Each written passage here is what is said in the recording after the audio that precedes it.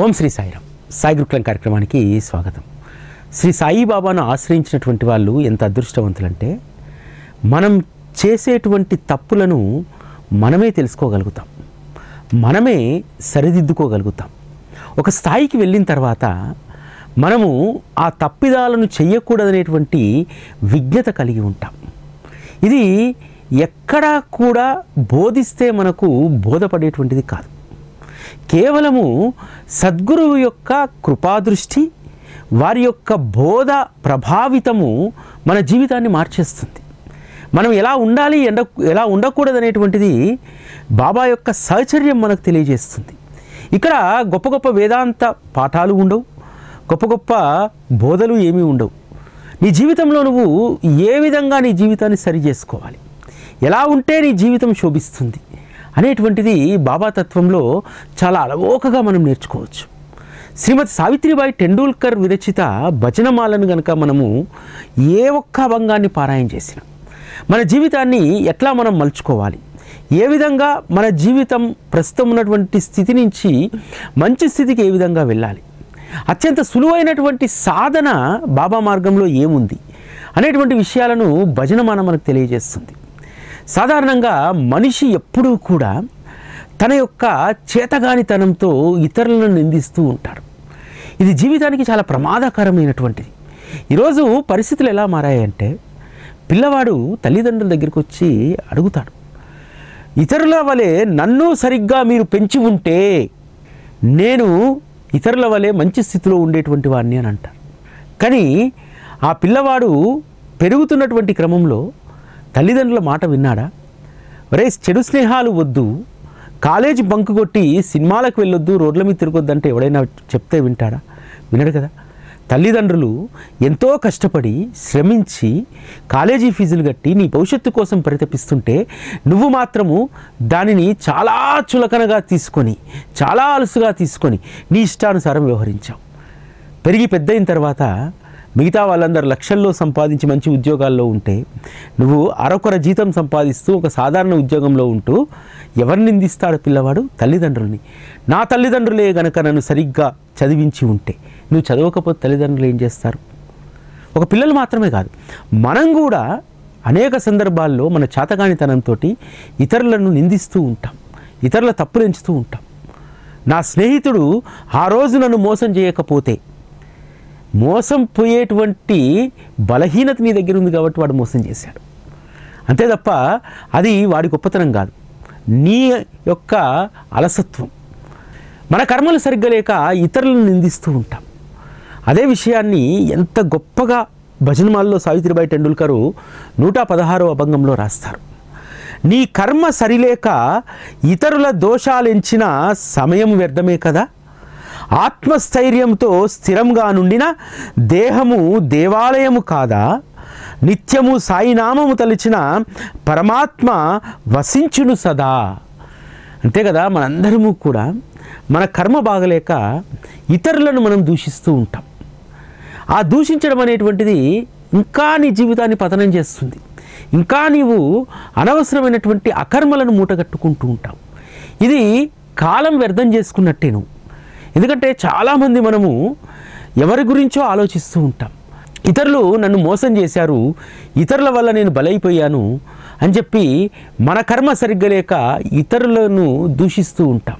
ఇది ఏమాత్రము కూడా సరైనటువంటిది కాదు. నీ కర్మ సరిగ్గా లేకపోతే నువ్వు ఎలా ఉండాలనేటువంటిది ఇక్కడ చెప్తుంది. నీ కర్మ ఎలా ఉన్నా సరే ఆత్మస్థైర్యంతో స్థిరముగా ఉంటే నీ దేహమే దేవాలయం అవుతుంది. బాబా మార్గం ఎప్పుడో మనకు తెలిపేటువంటిది, సూచించేటువంటిది ఒకటే, ఆత్మస్థైర్యం. ఆ ఆత్మస్థైర్యాన్ని కూడగట్టుకుంటే నీ దేహమే దేవాలయం అవుతుంది అనేటువంటి మాట బాబా మార్గంలో అనేక భక్తుల విషయంలో మనం చూసాం.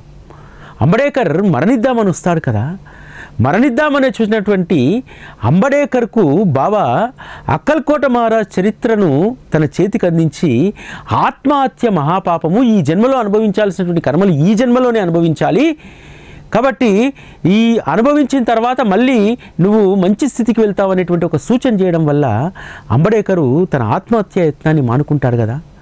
మానుకున్న తర్వాత ఏమైంది?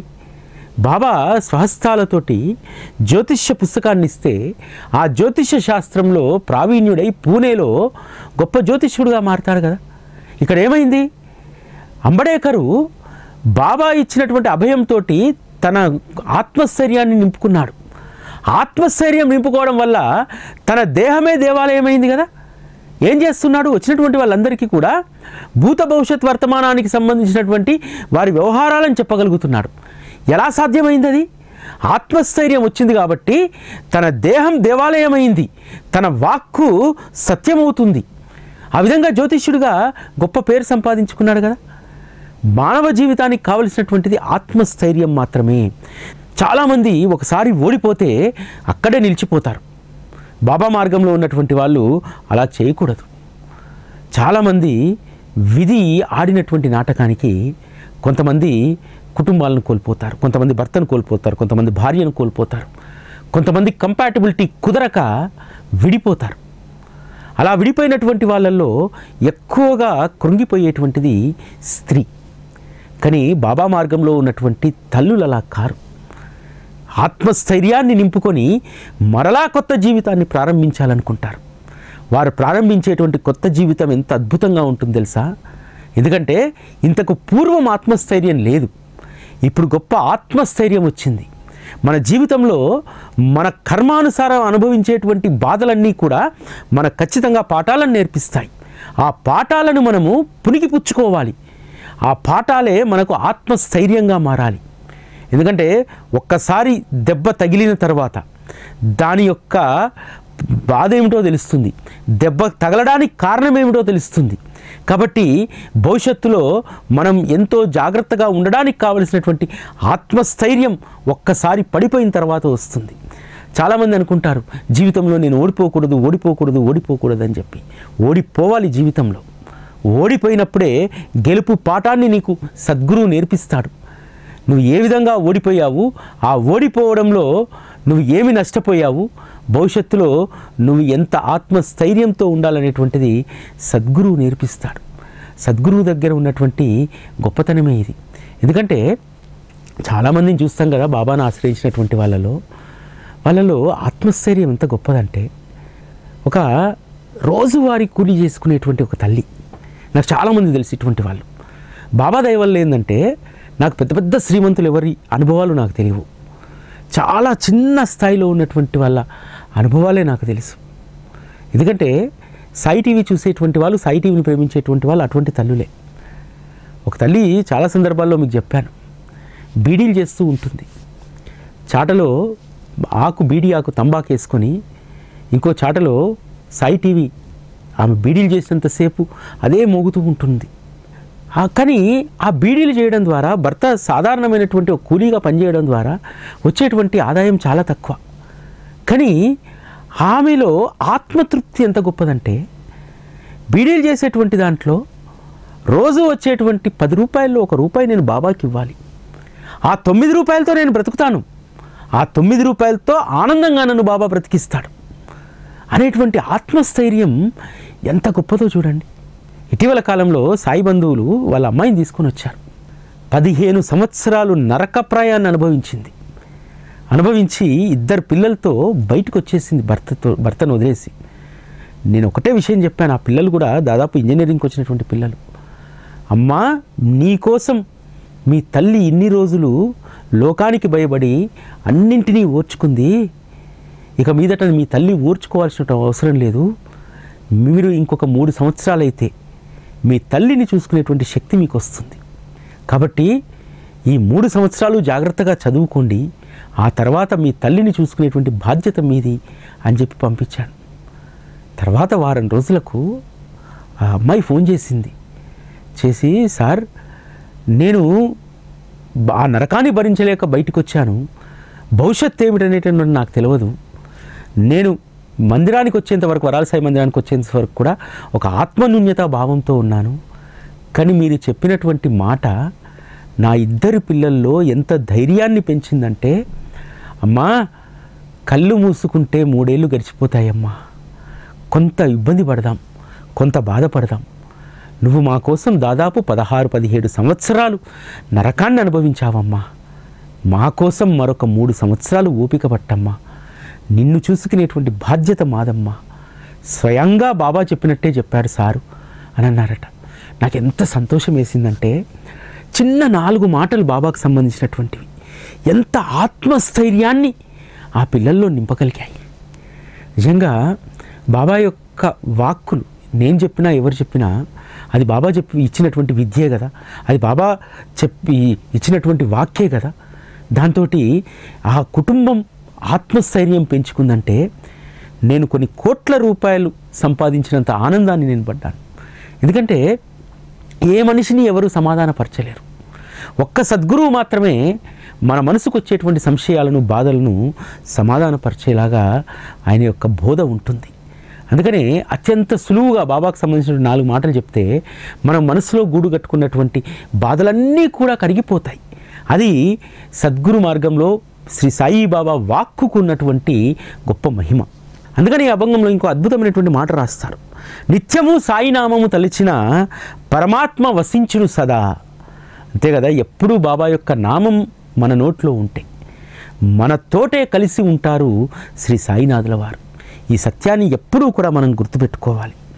ఎందుకంటే మన ఎప్పుడూ కూడా రకరకాలైనటువంటి కర్మలు చేస్తూ ఉంటాం.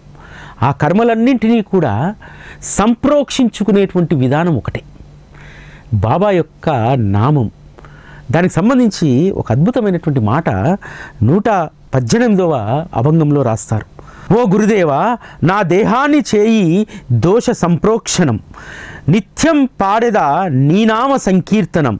ఓ దయామయ, నన్ను దూరముంచిన అదే నాకు మరణం, నీ బిడ్డకు కల్పించు నీ నీడన ఆశ్రయం. ఓ గురుదేవా, నీవే నాకు శరణం. ఈ ఒక్క అభంగాన్ని గుర్తుపెట్టుకోండి. ఏది దూరమైనా మనం బ్రతకగలుగుతాం. మనం సంపాదించుకున్నటువంటి డబ్బు దూరమైనా బాధ లేదు, పిల్లల దూరమైనా బాధ లేదు, భర్త దూరమైనా బాధ లేదు, భార్య దూరమైనా బాధ లేదు. ఒక్కటి దూరమైతే, సద్గురు సహచర్యం దూరమైతే మనము బ్రతికున్నటువంటి జీవోత్సవాలుగా మారిపోతాం. మనం గుర్తుపెట్టుకోవాల్సిందంటే, ఎప్పుడు స్పృహతో ఉండాల్సినటువంటిది ఏమిటంటే, సద్గురు యొక్క సహచర్యం ఎప్పుడు మనకు ఉండాలి. సద్గురు సహచర్యం అంటే ఏమిటి? ఫోటో కింద కూర్చోవడమా, విగ్రహం దగ్గర కూర్చోవడమా? కాదు. దానికి అద్భుతమైనటువంటి ఫార్ములా ఈ భజనమాలలో ఉంటుంది. ఇక్కడ నా దేహాన్ని చెయ్యి దోష సంప్రోక్షణం. ఆ దోష సంప్రోక్షణం చేసుకోవడానికి ఏం చేస్తా అంటున్నారు? నిత్యం పాడెదను నీ నామ సంకీర్తనం. కేవలం బాబా నామ సంకీర్తనమే, నామస్మరణనే మన యొక్క దోష సంప్రోక్షణ చేసేస్తుంది. అది ఇంతకు మించినటువంటి ఉపాయం మరొకటి ప్రపంచంలో లేదు. అందుకనే ఎప్పుడూ కూడా నామ సంకీర్తనలో, నామధ్యాసలో ఉన్నటువంటి వారి యొక్క దోష పరిహారాలన్నీ కూడా పోతాయి. చాలామంది చెప్తూ ఉంటారు, ఈ సంవత్సరం నీకు ఇది ఉంది, ఆ దోషం ఉంది, ఈ దోషం ఉందని చెప్పి. సకల దోషాలను తొలగించేటువంటిది ఒక్క నామ సంకీర్తనం మాత్రమే అనేటువంటిది ఇక్కడ చెప్తుంది. జీవితంలో చాలామంది అంటూ ఉంటారు, జీవితం చాలా నరకప్రాయంగా ఉంది అని చెప్పి. అంటే లౌకిక విషయాలు కోరుకునేటువంటి వాళ్ళకు కావలసినవి అందకపోతే జీవితం నరకప్రాయమే. కానీ సద్గురువును ఆశ్రయించినటువంటి వారికి నరకప్రాయం ఏమిటో తెలుసా? సద్గురు సహచర్యం దూరం కావడం. మనం కొన్నిసార్లు మాయలో పడి సద్గురు సహచర్యానికి దూరంగా జరుగుతూ ఉంటాం. ఇది ఎంత బాధేస్తుందంటే కొన్ని సందర్భాల్లో మనస్సు పట్టి పీడిస్తూ ఉంటుంది. అరే, ఇన్ని రోజులు నేను ఆనందంగా ఉన్నాను సద్గురు సహచర్యానికి. అంటే కొన్ని సందర్భాల్లో కొన్ని కర్మలు ఆ విధంగా మనల్ని పక్కకు తప్పిస్తూ ఉంటాయి. తప్పించిన తర్వాత రియలైజ్ అయిన తర్వాత అప్పుడు అర్థమవుతుంది, అరే నేను సద్గురువు యొక్క సహచర్యానికి దూరం కావడం వల్ల ఇంత నరకప్రాయాన్ని అనుభవిస్తున్నాను, దీనికంటే మరణమే శరణ్యం కదా అనుకుంటాం. కాబట్టి సద్గురు సహచర్యం లేకపోతే అది మరణంతో సమానం అని చెప్పి భావిస్తాం. చాలామంది కొత్త కొత్త ప్రయోగాలు చేస్తూ ఉంటారు. బాబాను 20-20 సంవత్సరాలు ఆశ్రయించిన తర్వాత కూడా కొంతమందికి ఏదో కొత్త వైపు వెళ్ళాలనిపిస్తుంది. ఏదో ధ్యానం అంటారు, ఇంకోటి అంటారు, కొత్త కొత్త మార్గాలు చాలా వస్తూ ఉంటాయి. ఈ రోజుల్లో సోషల్ మీడియా భక్తి మార్గాన్ని కూడా విపరీతంగా ప్రభావితం చేస్తుంది. ఎందుకంటే ఒకటికి మించినటువంటి ఒకటి భక్తి మార్గాలు వస్తూ ఉంటాయి. ఇందులో హాయిగా ఉందని చెప్పి చాలామంది ప్రమోట్ చేస్తూ ఉంటారు. ధ్యానం చాలా గొప్పది, ధ్యానంలో నాకు ఆత్మలు కనిపించాయి, అది కనిపించాయి, ఇది కనిపించాయి. ఒక్కటి గుర్తుపెట్టుకోవాల్సింది ఏంటంటే ఈ జన్మకు ఒక్కటి కనిపిస్తే చాలు. సద్గురువు యొక్క రూపం ఎప్పుడూ చెదరకుండా ఉంటే చాలు. ఏ ఆత్మలో అవసరం లేదు, ఏ పునర్జన్మ రహస్యాలు మనకు అవసరం లేదు, ఏ గత జన్మ మతలబు మనకు అవసరం లేదు. కావలసింది ఒకటే, ఈ జన్మ తరించుకోవడానికి ఎప్పుడూ నీకు కనిపించాల్సింది ఒకటే. ఏ ఆత్మ కనిపించాల్సిన అవసరం లేదు, ఏ ఆత్మ నీతో మాట్లాడాల్సిన అవసరం లేదు, ఏ ఆత్మ ప్రబోధము అవసరం లేదు. ఒక సద్గురువు ప్రబోధం తప్ప ఈ కలియుగంలో ఏది నిన్ను ఉద్ధరించదనేటువంటి విషయాన్ని బాగా గుర్తుపెట్టుకోవాలి. బాబా యొక్క గొప్పతనం ఏంటంటే ఎవరు ఏ మార్గంలో వెళ్ళినా సరే వారిని ఆ మార్గంలో ప్రోత్సహిస్తూ ఉంటాడు. ఎందుకంటే వీడు ఎప్పుడైనా మరలి తన వద్దకు వచ్చి తను ఏదాన్నైతే ప్రాప్తింపజేయాలనుకుంటారో దాన్ని అడుగుతారని చెప్పి చాలామందిని మనం చూస్తూ ఉంటాం. సమాజంలో కూడా మాట్లాడుకుంటూ ఉంటారు. బాబా భక్తుడయ్యాడండి, గొప్ప స్థితిమంతుడయ్యాడండి, బాగా ధనాన్ని సంపాదించాడండి, పలుకుబడి వచ్చిందండి, ఇవన్నీ మాట్లాడుకుంటూ ఉంటాం. బాబా అతనికి మరీ ఇస్తున్నాడండి, మొన్న 100 కోట్ల కాంట్రాక్టు ఈరోజు 5,000 కోట్ల రూపాయల కాంట్రాక్ట్ ఇచ్చారు, నిజంగా బాబా వారిని చాలా ఉన్నతమైనటువంటి స్థితికి తీసుకెళ్తున్నారని చెప్పి. కాకపోతే ఇక్కడ మనం గుర్తుపెట్టుకోవాల్సింది ఏంటంటే ఎవరికైతే ఎక్కువగా ప్రాప్తిస్తూ ఉంటుందో, ధనం లౌకికపరమైనటువంటిది ఎక్కువ ఎవరికైతే ప్రాప్తిస్తుందో అటువంటి వాళ్ళల్లో చాలా మట్టుకు భక్తి బలహీనమవుతూ ఉంటుంది. భక్తి ఎవరికి బలపడుతుందంటే ఎవరైతే కొంత కష్టాల్లో ఇబ్బందుల్లో ఉంటామో, నిత్యము కూడా రేపు ఎలా అనేటువంటి దాంట్లో ఉంటామో అటువంటి వారికి బాబా పట్ల నిజమైనటువంటి నిస్వార్థమైనటువంటి భక్తి విశ్వాసాలు ఉంటాయి. ఎందుకంటే వాళ్ళ చేతిలో ఏమీ లేదు, రేపు ఎలా అనేటువంటిది వారికి తెలియదు, రేపటి కోసం డబ్బు లేదు, కానీ బాబా పట్ల విశ్వాసం ఉంది, రేపు అనేటువంటిది ప్రశాంతంగానే స్థిమితంగానే గడిచిపోతుందని చెప్పి. కానీ బాగా డబ్బు వ్యాపారంలో ఉన్నటువంటి వాళ్లకు రేపు ఎలా అనేటువంటిది వాళ్ళకు ఉండదు. ఎందుకంటే మా వద్ద ధనం ఉంది, సొమ్ముంది, సొత్తుంది, కాబట్టి రేపు ఎలా అయినా దాన్ని మేనేజ్ చేసుకుంటామనేటువంటి ధైర్యం ఉంటుంది. కాకపోతే ఈ ధనము ఐశ్వర్యం అనేటువంటిది అన్ని సమయాల్లో అది మనకు సహకరించదు, దానివల్ల ప్రయోజనం ఉండదు అనేటువంటి విషయం ఎప్పుడు తెలుస్తుందంటే చివరికి తెలుస్తుంది. కానీ ఎవరైతే రేపు భవిష్యత్తు పైన బాబా పైనే ఆధారపడి ఉంటారో వారికి ఆ దిగులు ఉండదు. ఎందుకంటే వారికి ఒక విశ్వాసం ఉంది, రేపు అనేటువంటిది బాబానే చూసుకుంటారనేటువంటిది. దానికోసం వారి దగ్గర నిధి లేదు, ప్రోగు చేసుకున్నటువంటిది లేదు, ఏమీ లేదు. ఒకటే ఒకటి ఉంది, బాబా పట్ల ప్రోగు చేసుకున్నటువంటి చెదరన్నటువంటి విశ్వాసం ఉంది. అందుకనే సావిత్రిబాయి టెండూల్కరు 122వ అభంగంలో అద్భుతమైనటువంటి మాట రాస్తారు. ధన సముపార్జన గావించి కనక వస్తు వాహన వస్త్రాదికాల వైభవం బంధువర్గమున నా వైభోగం చేసిరి నాకు సన్మానం ధర్మ విచారణ మరిచి మనసాయను గర్వరంజితం వార్ధక్యమున మొదలాయను గాద్గదికం జీవిత ప్రయాణపు వెతల కలకలం కలిగెను వైభవ భోగాల అశాశ్వతమను జ్ఞానోదయం దాన ధర్మాలు చేయక అంత్యకాలమున పశ్చాత్తాపం దైవమును వేడమని తెలిపెను మరుక్షణం. బాగా ధనాన్ని సంపాదించిన తర్వాత అన్నీ సమకూరుతాయి, వస్తువులు, ధనం, కనకం, అన్ని వస్త్రాలు అన్నీ సమకూరిన తర్వాత ఆ వైభోగం పెరగడంతో బంధుగణమంతా కూడా వైభోగాన్ని పొగిడి సన్మానాలు చేస్తూ ఉంటారు. కానీ ధర్మ విచారణ చేయక మనస్సు గర్వం ఎక్కిపోతుంది. తర్వాత కాలంలో వార్ధక్యంలో అంటే వృద్ధాప్యం వచ్చిన తర్వాత అప్పుడు జ్ఞానోదయం కలుగుతుంది. అరెరే, నేను నా యొక్క ఐశ్వర్యాన్ని వైభోగాన్ని చూసి నేను మెరిసిపోయానే, కనీసం ఒక దాన ధర్మం చేయకపోతేనే, ఒక మంచి పని చేయకపోతేనే, ఇకనైనా భగవంతుని ధ్యాసలో ఉండాలనేటువంటి బుద్ధి అప్పుడు కలుగుతుంది. నేను ఎప్పుడు చెప్తూ ఉంటాను, మనకు శక్తి ఉండి చేయగలిగినప్పుడే అన్ని కార్యాలు చేయాలి. ముఖ్యంగా సేవకు సంబంధించి, దాన ధర్మాలకు సంబంధించి మనకు అవకాశం ఉన్నప్పుడు, శక్తి ఉన్నప్పుడు చేయాలి. శక్తి నశించిన తర్వాత ఎంత ధనవంతుడైనా సరే కొంత వయసు వచ్చిన తర్వాత 60-70 ఏళ్ళు వచ్చిన తర్వాత నీ దగ్గర నుంచి చెక్ పవరు, నీ యొక్క సంస్థలు, వ్యాపారాలు అన్నీ లాగేసుకుంటారు పిల్లలు. నీ దగ్గర ఏమీ ఉంచరు. నువ్వు ఎంత సంపాదించి పెట్టినా మళ్ళీ దేహి అనాల్సిందే అక్కడ. అప్పుడు జ్ఞానోదయం కలుగుతుందట. ఏమని? అరే రే, నా చేతిలో ఉన్నప్పుడు నేను చేయలేదు, ఇప్పుడు నేను చేద్దామన్నా నాకు ఏమీ లేదు నా చేతిలో అని చెప్పి.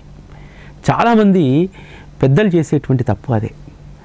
అన్నీ కూడా కాస్త వృద్ధాప్యంలోకి రాగానే అన్నీ అప్పగిచ్చేస్తారు. అందువల్ల మనం చేయాల్సినటువంటి సమయంలోనే ఆ పుణ్యకార్యాలు చేయాలి. చేస్తే దాని యొక్క తృప్తి మనం అంత్యకాలంలో అనుభవిస్తాం. అరే, నా జీవితంలో నేను ఏం సాధించాను, ఏం సంపాదించానంటే పిల్లలకి ఇచ్చినటువంటిది కాదు, నేను ఫలానా సమయంలో ఫలానా కార్యంలో నేను భాగస్వామిని, ఒక 10 మంది ఆకలి తీర్చగలిగాను, ఒక 10 కుటుంబాలు నిలబెట్టగలిగాను, ఒక 10 మందికి ఉపయోగపడ్డాను అనేటువంటి ఆత్మతృప్తి నీకు వయోవృద్ధుడిగా ఉన్నప్పుడు గొప్ప ఆనందాన్ని, సంతోషాన్ని ఇస్తుంది. నీ బిడ్డలకు, కొడుకులకు నువ్వు ఎంత సంపాదించి ఇచ్చినా అక్కడ తృప్తి ఉండదు. కానీ నీ మనసు తృప్తి పడేది సేవతో మాత్రమే. అందుకనే సద్గురు మార్గంలో సేవకు అంత పెద్దపీట వేయడం జరిగింది. అంతేకాదు, చాలామంది అనుకుంటారు మనం సంపాదించేటువంటి దానికి, మనం చేసేటువంటి దానికి నేనే కర్తను అని చెప్పి. మనము కర్తం అనుకుంటే అది అశాశ్వతమే. ఎందుకంటే అది స్థిరంగా ఉండదు. ఎందుకంటే నాది అనేటువంటిది అందులో ఉంది కదా. నాది అనేటువంటిది లేకపోతే అది స్థిరంగా వైభవంగా ఉంటుంది. అందుకు భజనమాల ఒక నిదర్శనం. సావిత్రిబాయి టెండూల్కరు తన యొక్క పాండిత్యం గురించి, భజనమాల గురించి 125వ అభంగంలో చెప్తారు. నేను లిఖించుట మొదలుపెట్టిన క్షణం మారును నా గతి బహు విచిత్రం. నీవు రాయమంటివి అభంగాలు, కానీ మనసులో కలుగలేదు తరంగాలు. మంచి భావనలు లేని ముఖస్థుతిన ఏమి రాయగలను? గురువు చెంత చేరి మిత్రునివై మెసలి నేర్చుకో ప్రావీణ్యం. నీకు నీదుగా నువ్వు ఏమీ రాయలేవు, నీకు నువ్వుగా ఏమీ నేర్చుకోలేవు. నీకు నువ్వుగా నువ్వు రాస్తున్నావంటే అది అహంకారం. బాబా సచ్చరిత ఆరంభంలోనే హేమాడ్పంత్ చెప్పినటువంటి తొలి సూత్రం. నువ్వు రాస్తున్నావు అనుకుంటే ఈ కథ ముందుకెళ్ళదు. నువ్వు నిమిత్తమాత్రుడిగా ఉండు. నా భక్తుల కోసం నేను నా చరిత్రను రాసి వారిని ఉద్ధరించాలని అంటారు. ఇక్కడ కూడా అంతే. ఆవిడ లిఖించడానికి సిద్ధమైనప్పుడు తన మనస్సు కడు విచిత్రంగా మారిపోయిందట. బాబా, నువ్వు రాయవంటివి అభంగాలు, కానీ నా మనస్సులో ఎటువంటి తరంగాలు లేవు. మంచి భావనలు లేని ముఖస్థుతిని నేనేమి రాయగలను? కాబట్టి ఒకటే ఒకటి శరణ్యం. గురు సమక్షాన చేరి మిత్రుడిగా మెసలి నీవు అన్నింటినీ కూడా గ్రహించు, అన్నింటినీ కూడా అన్నింట్లో నువ్వు ప్రావీణ్యాన్ని సంపాదించానంటున్నారు. అంతే. ఎవరైతే గురువు వద్ద ఉండి నేర్చుకోగలుగుతారు, గురువు యొక్క సహచర్యంలో ప్రావీణ్యాన్ని సంపాదించగలుగుతారు, ఆ ప్రావీణ్యం స్థిరంగా ఉండిపోతుంది. ఈరోజు భజనమాల మనకు అందుకు నిదర్శనం. గురువు యొక్క సహచర్యాన్ని ఆవిడ ఒక స్నేహపూర్వకమైనటువంటి, స్నేహశీలమైనటువంటి భావనతో ఆవిడ బాబాతో మెలగలిగింది. అందుకనే అంత గొప్ప ప్రావీణ్యం. బాబా మనస్సులో ఏముంది, బాబా వద్దకు వచ్చినటువంటి వాళ్ళు ఎలా ఉంటే బాబాకి ఇష్టం, ఇవన్నీ కూడా చక్కగా సావిత్రిబాయి టెండూల్కర్ గ్రహించగలిగారు. ఇంత అద్భుతంగా భజనమాలను రాయగలిగారు. ఆ రోజు సావిత్రిబాయి టెండూల్కర్తో పాటు అందరికీ కూడా ఒక అద్భుతమైనటువంటి భావన ఉండేది. సాయిబాబా అనేటువంటి పేరు చెప్పగానే, షిరిడి అనేటువంటి ఆ పేరు వినగానే తను పులకరించిపోయేదట. ఎందుకంటే తమల్ని ఉద్ధరించేటువంటి వారు, తమల్ని సంరక్షించేటువంటి వారు షిరిడిలో ఉన్నారు. మా జీవితానికి వారొక్కరే చాలనేటువంటి భావంతో ఉండేవారు. అందుకనే 127వ అభంగంలో ఒక అద్భుతమైనటువంటి మాట రాస్తారు సావిత్రిబాయి టెండూల్కర్. పరిపరి విధాల యోచించిన ఎరిగితిని, నా రక్షకుని నెలవు షిరిడీపురమని. నా తల్లి గురుదేవా, ఎరిగితిని నీవే నన్ను చూస్తున్నావని. భక్తులు తెలపకున్నను వారి కోరికలు, ఈడ్చెదరు నీ దయను ఏమని కొనియాడను. భగవంతుణ్ణి భక్తులకు చేరువ చేసిన ఓ సాయి, నీకిదే సాష్టాంగ నమస్కారం. ఎందుకంటే మన మనస్సు కూడా చెప్తుంది మన యొక్క శాంతి స్థానం ఏది అని చెప్పి. ఒక్క సద్గురు చరణాలే. ఆ రోజు ఎవరి మనస్సు అలజడిగా ఉన్నా సరే, ఏ విషయం గురించి పరిపరి విధాల యోచించినా సరే, మనసు ఎప్పుడూ చెప్పేదట, నా రక్షకుడు నిలవైనటువంటి స్థానం షిరిడీపురమేనని చెప్పి. ఓ నా తల్లి గురుదేవా, నేను ఎరిగితిని, నువ్వే ఎప్పుడూ నన్ను కనిపెట్టుకొని ఉంటావని చెప్పి. భక్తులు వారి యొక్క కోరికలు తెలపకున్నా సరే, వారిని షిరిడీ వరకు ఈడ్చి వారి కోరికలను నువ్వు తీరుస్తావు. భగవంతుణ్ణి భక్తులకు చేరువ చేస్తూ ఉంటావు బాబా. అంతే కదా, అనేక సందర్భాలను చూస్తాం కదా. భగవంతరావు క్షీరసాగర్ అనేటువంటి వ్యక్తి విఠలుడి యొక్క పూజను, తండ్రి యొక్క శారద కర్మలను మర్చిపోతే నాసిక్ దాకా వచ్చినటువంటి వాడిని షిరిడి దాకా రప్పించి ఇవన్నీ గుర్తు చేసి పంపిస్తారు కదా. భక్తుల కోరికలు వారు తెలపకపోయినా సరే వారిని ఇక్కడికి ఈడ్చుకొచ్చి వారి కోరికలను తీరుస్తారు.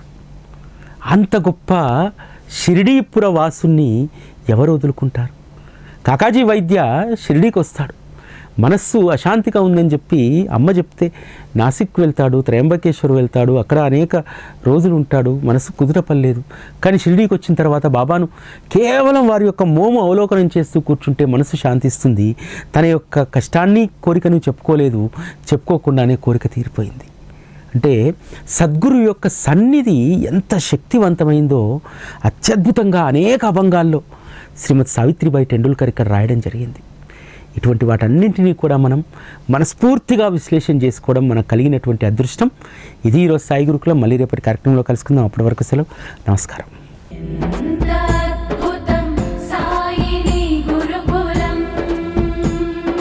శిక్షణే తప్ప శిక్షలు లేని శరణాగతి సౌదం.